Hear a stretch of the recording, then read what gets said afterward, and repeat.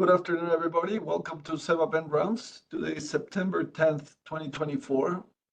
And today we're going to review a case that was submitted from Metro Health here in Cleveland.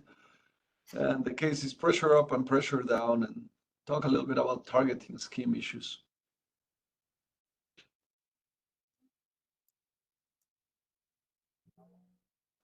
In terms of disclosures, there's no endorsement of any mode, ventilator, or manufacturer. Whatever we say, it's our opinion. It does not represent the Cleveland Clinic. Here's Rob's and myself, conflicts of interest. In terms of ground rules, please keep your microphone muted. That doesn't mean that you cannot unmute it and ask questions. Just for the sake of the discussion, keep it muted so that we don't get any back noise. And if you want to comment, either unmute yourself or use the chat function. We keep a close eye on it. There is CME for our CCF staff and CRCE for any RT across the United States that wants to get some. This is the process for our respiratory therapy colleagues, and just fill your evaluation and that will get you where you need to be. So I thought we would start by talking about a graph that we present very often, which has the relationship between the pressure from the ventilator and in the y-axis, and then the pressure generated by the patient, or PMOS, on the x-axis. That goes from nothing to as high as you can think of, and the same from the ventilator, from 0 to high. And in this first relationship that you see, as the effort from the patient increases, the pressure delivered from the ventilator goes down. And the classic modes that present like that are volume control, the classic volume control, BCC-MBS, and the adaptive modes, PCC-MBA, PCC-CSBA, which is either PRVC or volume support. And there's many names for this. The next one is the constant pressure, in which regardless of what the patient does, the ventilator will attempt to maintain the pressure constant. And that's our classic PCC-MBS or PCC-SBS, which is pressure control and pressure support. And the last one is the relationship in which, as the patient does more effort, the ventilator delivers more pressure proportionally, and that's our servo targeting modes, which are essentially PAB and NAVA. That's a basic level knowledge. Now, years ago, when I was a fellow, we did this study, which actually highlights this behavior, and this is in terms of the adaptive targeting modes, which at that time these were all CMB modes. So you will see PRVC. In the Draeger, it's when you activate autoflow, adaptive pressure ventilation in the Hamilton, PRVC, and BC plus in the Puritan Bennett. And what you have in this graph, and perhaps the graph C highlights it better, what you see is the pressure from the ventilator, and then the pressure from the muscle in the x-axis. And you can see that relationship as the patient does more effort, the PMOS goes up, the pressure delivered from the ventilator goes down. And I highlight this for you because a common item is to think that all adaptive targeting is the same. And you can rapidly see that there are some ventilators that will drop the pressure this was the peak inspiratory pressure, but you can see down here the mean airway pressure, and it was essentially to nothing. The patient was breathing at CPAP level, at the level of PEEP. And in other ventilators, it will keep it a little bit higher. And you can see that over here and over here, in which they do not accept that the patient is going to go to 0 pressure support, and so they will still give some level of support at that level, some inspiratory pressure, reminding you that the adaptive targeting, they're targeting a tidal volume that you set. And that is relevant because you can see here how, in this case, in this study, we had put the tidal volume at 300, and the machine was able to keep it within the target range all the way to a PMOS of around 10 for this example. And it will depend on what you set the tidal volume and the compliance of the patient and whatnot. But you can see that after that, as the pressure by the patient started increasing, the tidal volume started going up. So even though you set a target, the PMOS can essentially override that. And for some modes for some of these targeting schemes that still give you some pressure support or inspiratory pressure, above baseline, the tidal volume was much higher than those that drop the pressure more. Rob, any comments there? No, that's a good summary, and I think it's the best paper on the subject. Yeah, so this is useful for you to start identifying that even though we may tag some ventilators with the exact same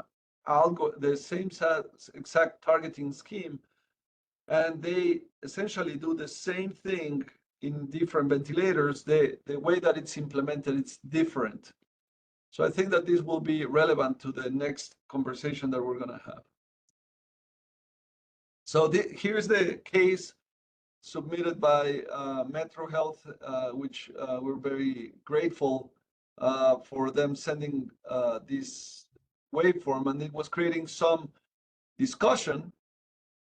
This is after having held our SEVA summit last weekend and learning all together a lot of things. So I would ask you to now in the chat, you want to enter what the tag is for this mode.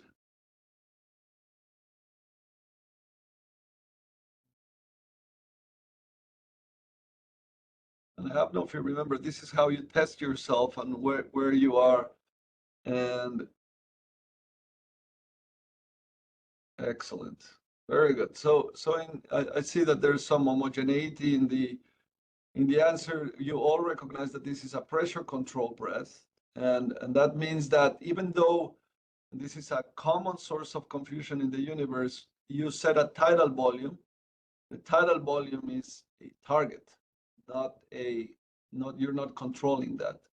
And so you can see that the pressure is being controlled during the breath, during inspiration, and the flow varies, which makes this a pressure controlled breath.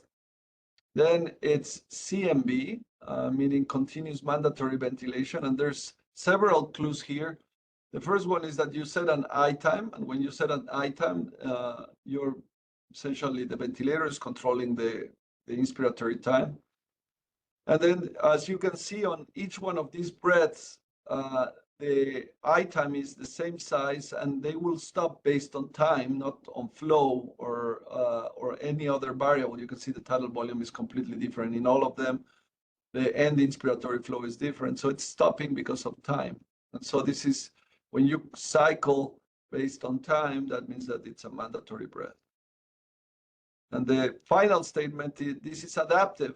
And adaptive, sometimes you cannot read that just by looking at the waveforms. And actually, if I had seen these without knowing about the targeting scheme, I would not entirely be able to make a cogent statement. I would say there's something really weird because there's two pressure levels. But if you had a longer strip, you could potentially see the pressure, the inspiratory pressure going up or down, targeting the tidal volume that you want. Rob, comments regarding the targeting scheme? I agree that it's hard to tell the targeting scheme from the waveform. However, in this case, it's very clear that we're in pressure control breaths, but there is a tidal volume setting, and that can only mean that that's a target for adaptive targeting. Excellent. So the next question for the team is, what's the load? Is it elastic, resistive, or PMOS doesn't let us see? And remember, sometimes there's many breaths, and the predominant load could be PMOS, but you can at times try to see on those that you cannot. So I'm starting to see some answers coming. All right. Yeah, so PMOS is rapidly recognized as one of the main loads. There's some comments perhaps towards elastic or resistive. And so we're gonna read throughout these breadths to try to get to it. So as we see all these breadths all together, it is sometimes challenging to read through it. And so let's go in. So for the first breadth, this doesn't fall in an exponential fashion that I could easily read if this is elastic or resistive. But it seems that there's perhaps some PMOS. I cannot, but it looks concave rather than convex or convex. It depends where instead of looking in something like this, it looks actually the other way, which makes me suspect that there may be some PMOS there. The same for this one, it looks rather flat. On this one, it's very evident that there is PMOS. I mean, this, instead of going down, it's moving up. And in this one, I even see the presence of PMOS after the breath. So I suspect that I cannot read the inspiratory load on this one. I suspect that there's some PMOS behind that one, and there's definitely behind the other one. So during inspiration, I would say it would be hard for me to say, and I would agree with those that said that this was elastic. Rob? Yeah, probably. And of course, the different sizes of the tidal volumes indicate that there's PMOS involved. Yes, on each one of them. Probably the one with the least PMOS is the first one, and so that's why I was hesitating, but I was not sure. I'm not sure. So because I cannot be sure, I'm going to say that there's PMOS. During expiration, it's pretty challenging because you have a very short process here, and there seems to be a trigger. So I don't know if this was elastic. In the next one, it got cut because that's where the next set of breaths are going on. But you can see no flow here, and then a breath. Again, here I think there was PMOS during this period, which is very similar to this one. And then comes the last event over here, and perhaps there's some respiratory effort here because it's not falling exponentially. It actually perhaps looks like it's also convex. So I would read that this is probably also PMOS, and there may be some resistance, but it's very hard for me to see. So I'm going to say that there's a lot of PMOS in this thing. Roberto? Agreed. Okay. All righty. So it's time for the trigger.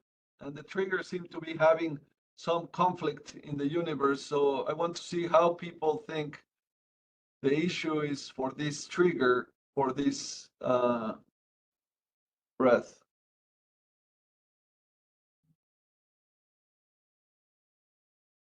All right, it's an early cascade, a lot of early trigger. And I think that without a doubt, the pattern is very consistent with likely early trigger. You have a mandatory breath.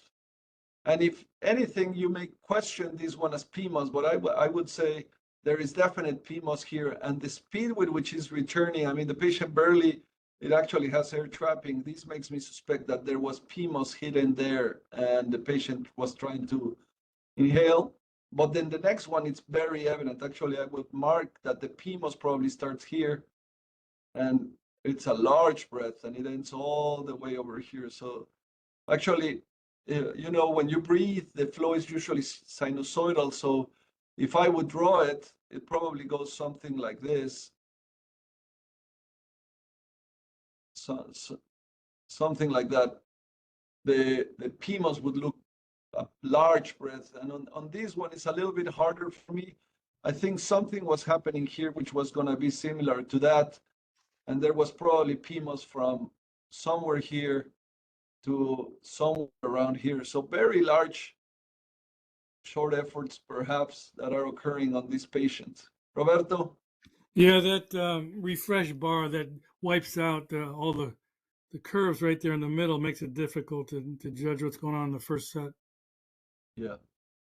But I think that early is a safe bet for what's going on these breaths. Yes.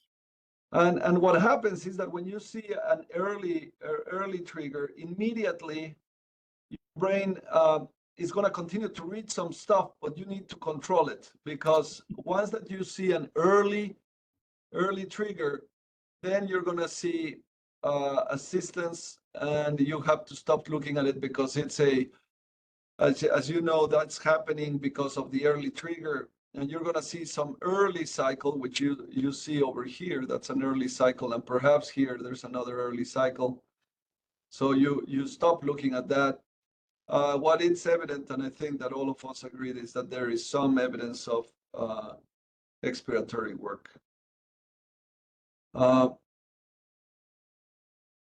There's a question: is that breath 1 and 2 couplet after 3 and 4 as display sweeps?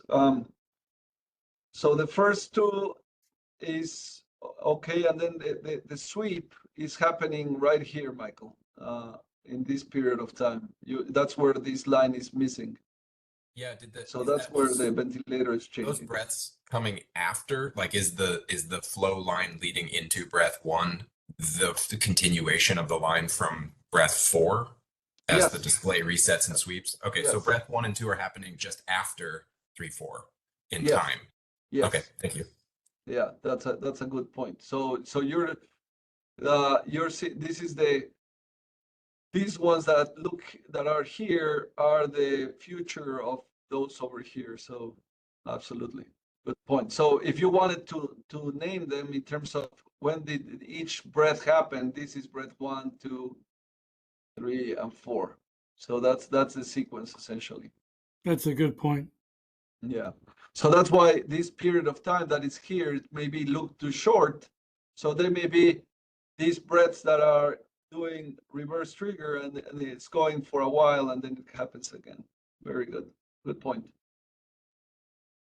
All righty. So I have a question for you, because the item here is this is definitely an early trigger. That's how it looks. So can somebody explain a little bit, or their thoughts about why the pressures are so different? I mean, if this was if this is PRBC, this is PCC MBA, and you can see what you would expect is that if the tidal volume is out of range for a breath, the machine needs to adjust for the next breath the tidal volume. And so, but here you see one pressure pretty high and another one with a smaller pressure, and you can see between these two. So this is the first breath. You actually can see the PMOS occurring right on it. And then you get the next breath, so the double trigger, triggered by the early trigger, and it's now a much smaller pressure, and then goes with time, and the next mandatory breath, again, large pressure, and again, the next breath, a small pressure. What are the thoughts here from the team? Why is this happening?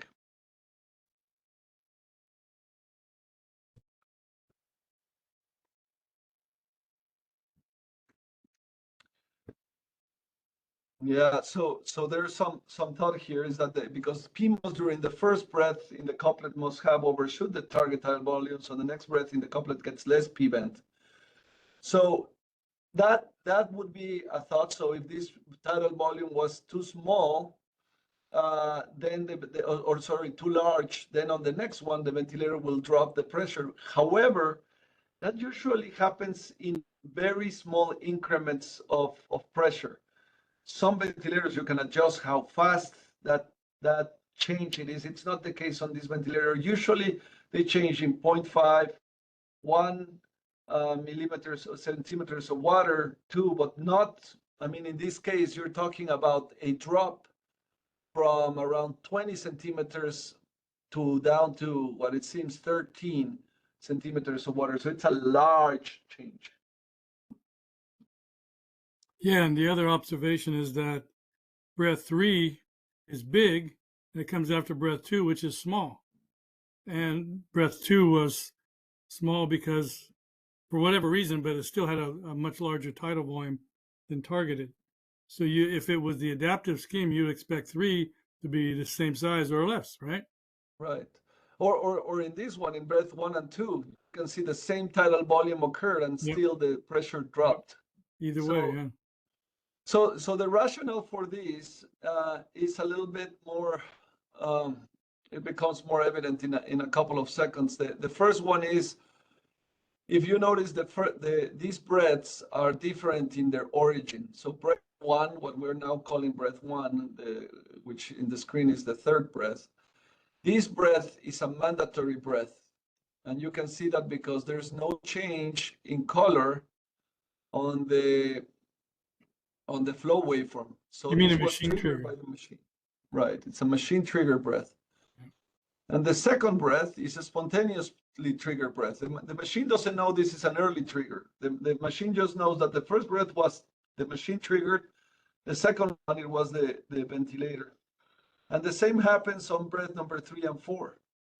And so under those circumstances, what this ventilator does, and it does it also in auto mode, but in auto mode, at least you know you have two different targeting schemes. You have PCC-MBA and PCC-SBA.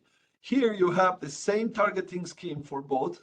So, but the difference here is that one is triggered by the ventilator and the other one is by the patient. And so the machine, the way that they program this is that if the patient is triggering the ventilator, then it uses the pressure that it used for the last spontaneous or patient triggered breath. Versus if the patient stops breathing, then it uses the mandatory mandatory breath or the patient or the machine triggered breath pressure that it used. So it's running two different algorithms for each one of the breaths according to what triggered, if the patient or the machine. Well, why would the patient triggered breath be controlled at a lower level? Well, because the PMOS was there. So for that PMOS, the patient got the target tidal volume. So if the patient was doing less PMOS, that pressure would start going up until it matches. Does that make sense, Rob? No, I have to think about that. So think about this. So for this breath, it's Yeah, PMOS plus Yeah. PVent, and the Yeah. patient gets this tidal volume over here. yeah, And so, and if you see the prior one, or well, actually the one in the future, it reached X target. The next one, the machine is remembering not this breath, but for this breath, it's remembering this breath.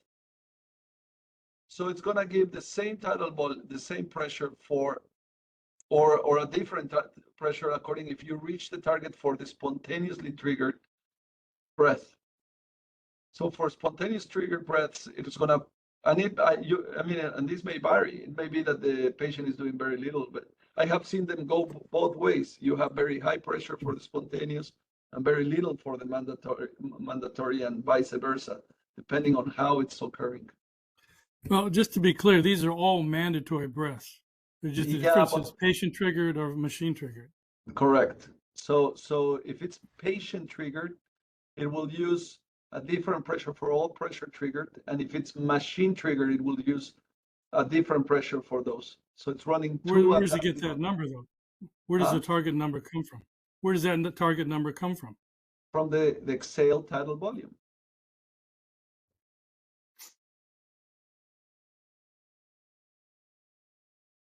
So if this breath, actually, just look at over here. So this one, the patient didn't get the full range, right? You see this breath here? I'm not seeing that. Oh yeah, okay, yeah. I put a big arrow. Yeah, I got it. Okay, so that the target tidal volume is 350, okay? Mm-hmm. The next breath, or the next, which is not this case over here, the patient got now 500. So I would expect that the next one would be lower pressure for that breath, for the mandatory one. Actually, we can see it here. This is mandatory, 500 with a leak. This one should be delivering a little bit less pressure. I cannot measure it because it's not Eduardo, I Yes. think that the third and the fourth can be for the first and the second, right? Yeah. Because the bed is refreshing. So if you see the pressure on the third one is slightly higher than the first one. So the algorithm is so. slightly decreasing the pressure of the mandatory ones. Yeah, it's going so from here to here, it will drop the pressure. It's not evident. No, because I don't have the whole, but the explanation that I'm giving you, Rob, is that this is adjusting for, so it's running two algorithms. The PCC-MBA algorithm for patient triggered and the PCC-MBA algorithm for machine triggered. Okay, that seems evident. Yeah, and that's what we're seeing here. There's a question here. No, you cannot. You cannot set different support levels depending on who triggers the breath. Not on this mode. If you were on PCIMB type 1 or type 2, you would SS. This is just the You machine can for IMV too. I mean APRV. Yes, exactly. With APRV, you can have pressure support breath on top of a mandatory breath with a different level of pressure support than between, which is quite confusing. Yeah, and whoever is breath, your statement is correct. So that this is actually why I'm voicing out here that you cannot. It's not entirely visible right now, but this breath over here, the machine is delivering less pressure, should be delivering less pressure here because the tidal volume was higher here. So through time, one would expect, you see that now this tidal volume is even higher. So I would expect that the next breath, the patient would get even less support. So I'm just gonna draw it here. So as time goes by, the pressure should start going little by little lower and lower and lower. Go ahead. Eduardo, if the same behavior is observed in auto mode volume control to volume support, on auto mode PRBC to volume support, the first spontaneous breath has no relationship to the last pressure level of the previous mandatory one. Correct. So this the interesting thing is that I was used to seeing that on auto mode. I had not watched it on PRBC, but it has two different algorithms for the, and as if you go back into our database, you start seeing it more often, especially with early trigger. Yeah, so I think if we saw a lot more breaths going back in time, we could see why those two pressure targets diverged due to the different tidal volumes on the patient-triggered versus the machine-triggered breaths. I think that's what you're saying, but exactly we can't see it because we don't have a data. We don't have enough data. If we had 20 breaths, then we could see how this progressed. And this is actually very relevant if you think about it as we think about lung injury, according to the mode that you put them. If you're double triggering, we know that if you're in volume control, you would get double the dose. But over here, you're getting exposed to actually different transpulmonary pressures. And this may be potentially also pretty injurious if you think about it, that one of them may be even higher according to what's happening. I mean, this is one of those early triggers that start during expiration or late during the breath. And if the patient essentially took a full breath, and you can see it's close to 500, and this one was 500 with a little bit of exhalation. So this patient ended up with around a liter of air inside the lungs with two breaths. Yeah, the way to see this would be to have breaths maybe on the simulator where we didn't have this early cycling synchrony getting in the way, right? So you could have passive machine-triggered breaths and active patient-triggered breaths, and you would see over time that they would diverge in their target because they had different tidal volumes. And apparently that's a good design feature, right? Because if PMUS is there, you don't want as much machine support, apparently. I mean, I would love to see the rationale behind the design of this, the programming. Yeah, and I mean the problem is that many of these things, I think that they are designed with one thought, and then when we implement them, then you're like, well, when would I use this, right? Right, right. Yeah. Plus, they'll never tell you because it's all proprietary. So It would make an interesting study in the lab, right, with the simulator. absolutely. I mean, there's the interaction between an early trigger and the mode of mechanical ventilation is relevant. And it's an area that is still to be defined, which is the best mode when you have to deal with early trigger persistently. That's in my bucket list. Yeah. So Yeah, send us your waveforms, just as this one. You can see even the most seemingly innocuous patient ventilator interaction can generate a lot of discussion and anxiety in the universe. I want to applaud all the assistants for recognizing rapidly and efficiently the mode, the targeting, the load, and the early trigger. That's the only way that you move ahead and start learning how to treat them. So thank you very much and have a great day.